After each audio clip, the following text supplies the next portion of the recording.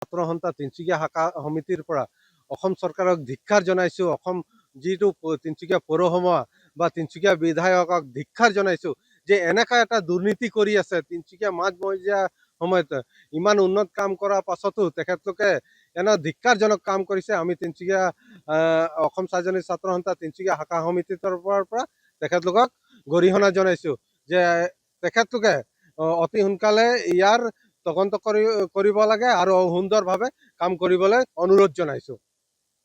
আজি মই যিখিনি অৱগত হৈছোঁ, আমি অসম চাহ জনজাতি ছাত্ৰ সন্থা হৈ অলপ দুখিত প্ৰকাশ কৰিছোঁ। আজি তিনিচুকীয়া মজমজিয়াত আমি অসম চৰকাৰক কিছুমান ধন্যবাদ দি যে তেখেতে বহুত সুন্দৰভাৱে কাম কৰিছে, তেখেতক ধন্যবাদো দিছিলোঁ। কিন্তু অতি দুখ লগা কথা যে জেএমৰ কাম যি কৰি আহিছে, ইমান ডাঙৰ প্ৰজেক্ট লাখ লাখ কোটি টকাৰ কাম কৰি আহিছে, কিন্তু ইমান দুৰ্নীতি ইমান লেহমীয়া গতিকে হৈ আছে, কি কাৰণে হৈ আছে আমিও জানিবলৈ অলপ ইচ্ছুক হৈ আছিলোঁ।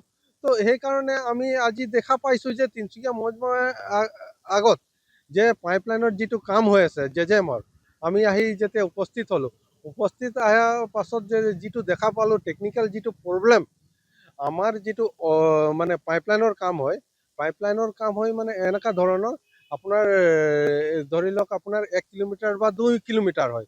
তো 2 কিলোমিটাৰৰ মাটিৰ তলত যোনটো পাইপ যায়, সেই পাইপৰ যোগেদি মানে 100 মিটাৰ বা 200 মিটাৰ পাইপ তলত পোতাৰ পাছত পাইপটো কি ধৰণে সঠিক আছে নে নাই হাইড্ৰ টেষ্ট কৰা হয়। সেই হাইড্ৰ টেষ্ট এইটো পাইপলাইন কৰিছে 300 মিটাৰৰ, 300 মিটাৰত হাইড্ৰ টেষ্ট কৰা হৈছে। হাইড্ৰ টেষ্টৰ যোনটো আপোনাৰ ৰেকৰ্ডাৰ লগা হয়, আপোনাৰ ঘড়ী যোনটো আমাৰ ঘড়ী লগা হয়, সেই ঘড়ীটো আপোনাৰ গধূলি সময়ত 6টা বজাত লগাইছে 3 কেজি প্ৰেছাৰত। সেইটো 24 ঘণ্টা ৰখাৰ পাছত অ'কে হোৱাৰ পাছত পাইপলাইনটো কাম আগবাঢ়ি যায়। কিন্তু দুখ লগা কথা যে সেই পাইপলাইনটো আপোনাৰ 6টা বজাত ৰেকৰ্ডাৰ লগাৰ পাছত, ঘড়ী লগাৰ পাছত 24 ঘণ্টা নোহোৱাকৈ তেখেতলোকে খুলি পিনে লৈ গৈছে আৰু প্ৰেছাৰ গছ যেনেকৈ মেচিনেৰী থোৱা আছে সেনেকাই থৈ গুচি গৈছে। সেই প্ৰেছাৰটো যি ধৰণে পাইপটো থৈ দিছে, যদি কোনোবা অচিনাকি বা অঞ্জান মানুহে এই পাইপটো যোনটো ভেল্ভটো খুলি দিয়ে, তো ইয়াত ডাঙৰ এটা দুৰ্ঘটনা হৈ যোৱা এটা সম্ভাৱনা আছে। যিহেতু তিনিচুকীয়া মজমজিয়া হয়, তিনিচুকীয়া মজমজিয়াত এনেকুৱা এটা যদি ভয়ংকৰ পৰিস্থিতি হৈ যায় না, বহুত ডাঙৰ পৰিস্থিতি হ'ব আৰু সেইটো দূষিত চৰকাৰ হ'ব বা কণ্ট্ৰেক্টদাৰ হ'ব। এইটো জেএমৰ পৌৰসভা নিগমৰ দ্বাৰা হৈছে, ক'ৰবাৰ কলিকতাৰ কোম্পানী কাম লৈছে বুলি শুনিছোঁ। কোনো কুৰবান অৰবান বুলি এনেকুৱা কোম্পানী এটা কাম লৈ এই দুৰ্নীতি কাম চলাই আছে।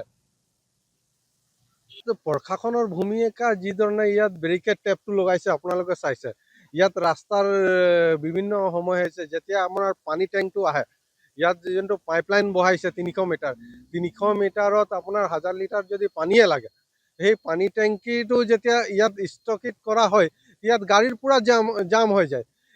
চবেই ৰাইজে নিশ্চয় চাইছে। তেতিয়া মানুহখিনি ভাবে যে টেকনিকেল এইটা চৰকাৰে কি কাম কৰিছে, ভালৰ কাৰণে কাম কৰিছে। আৰু হয়, এইটো ভালৰ কাৰণে কাম কৰিছে। কাম কৰাৰ পাছত যদি ইমান অসুবিধা হোৱাৰ পাছতে যদি চবেই একচেপ্ট কৰিছে, তথাপিও মানে তেখেতলোকে কণ্ট্ৰেক্টদাৰে দুৰ্নীতি কৰিছে যে পানী ভৰাই পিনে মানে আপোনাৰ ৰেকৰ্ডাৰ বিনা 24 ঘণ্টা এৰি পিনে তেখেতলোকে কাম প্ৰচেছ দেখায়ো কামটো কৰা নাই। মোৰ ব্যক্তিগত যিখিনি অভিজ্ঞতা বা পাইপলাইনৰ কিছু কথা মই যিখিনি জানো, পাইপলাইন এনেকুৱা হয়, আপোনাৰ যদি আপোনাৰ 500 মিটাৰ যদি 5 কিলোমিটাৰ যদি টেণ্ডাৰ হয়, 5 কিলোমিটাৰ যদি কোনোবা কোম্পানী এটা পায়, সেই কোম্পানী যেতিয়া মাটিৰ তলত পোতে, মাটিৰ তলত এটা পাইপ মানে 12 মিটাৰ বা 10 মিটাৰ বুলি ভাগ থাকে। সেই পাইপটো আপোনাৰ জইনিং কৰি এই পাইপৰ 12 মিটাৰ ভিতৰত যদি ফুটা থাকে, কিবা থাকে XYZ, সেই পাইপকেইটা যে মাটিৰ তলত পুতি দিয়ে, সেই পাইপটো আপোনাৰ 10 বছৰ 15 বছৰ 20 বছৰ এটা গেৰেণ্টি থাকে। তো পাইপটো যেতিয়া মাটিৰ কেনেকৈ কি হৈছে কোনো নাজানে, মাটিৰ তলত কি আছে আপোনাৰ 3 ফুট 3.5 ফুট ডেপৰ তলত কি আছে কোনো নাজানে। তো সেই ডেপৰ তলত যে মাটিৰ তলত যে সঠিক পাইপটো আছে বুলি মানে হাইড্ৰ টেষ্ট কৰা হয়, হাইড্ৰ টেষ্টিং, সেই হাইড্ৰ টেষ্টিংটো কৰা হয়। আজি হাইড্ৰ টেষ্টিংটো যদি দুৰ্নীতি কৰা হয়, যদি ভৱিষ্যত 2 বছৰ যদি পাছত যদি পাইপটো ব্লাষ্ট হৈ যায়, ইয়াতো বহুত ডাঙৰ এটা দুৰ্ঘটনা হ'ব পাৰে। তেতিয়াতো সেই কোম্পানীটো একো ঘূৰি নালয় বা একো দায়িত্বভাৰ নলয়। তেতিয়াহে প্ৰশাসনে জাগিব, যে ক'ব যে ইয়াত এটা ভয়ংকৰ দুৰ্ঘটনা হৈছে বুলি।